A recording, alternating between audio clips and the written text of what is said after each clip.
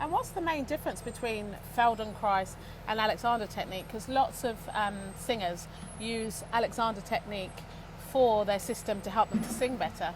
Now I've chosen Feldenkrais because that has really connected to me. But what's the kind of integral difference?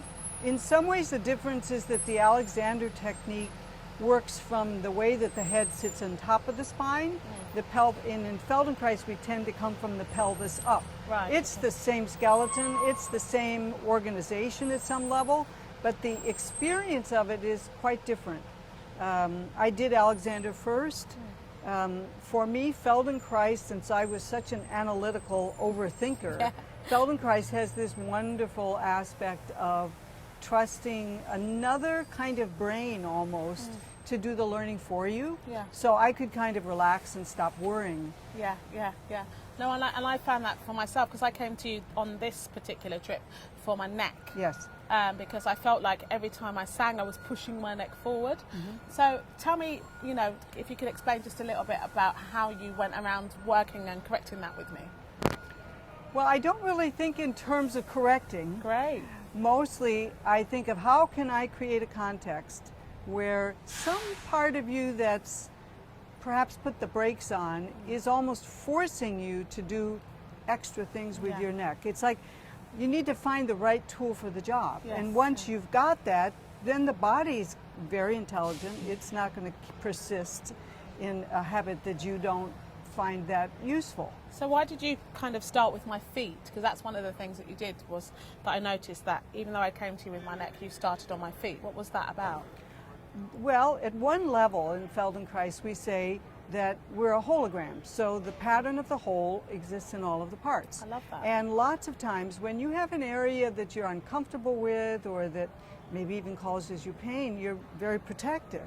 So if you can come at that part from far away, you're less likely to kind of enliven the defense system and more likely to say, well, what if you could do this? Would that make life a little bit easier? And in most intelligent nervous systems, that's what happens. Yeah, well, I found that this method for me has really helped free my singing. I mean, I just feel like I'm flying now. Which is really lovely. It's it's not something that I've experienced just via singing. So to come to my body and to work with my body and to kind of have that experience has been wonderful for me. What have other singers said to you before? I mean, have you had much feedback? I've had the feedback in the sense that there's something that profound that happens.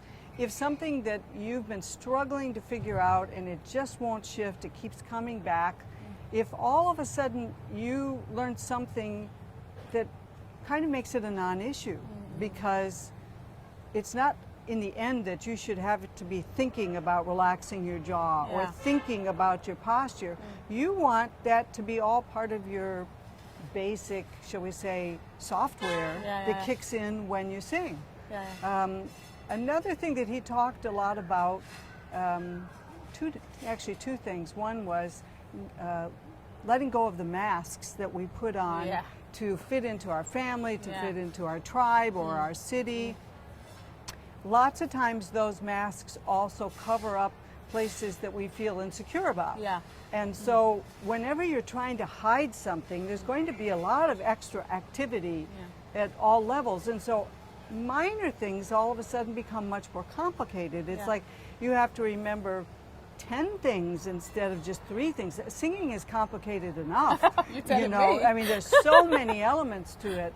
But what you usually find is that because the pattern goes through the whole system, that if you kind of, shall we say, open up the one pattern that has all of the details that you need, you don't have to think about all the details.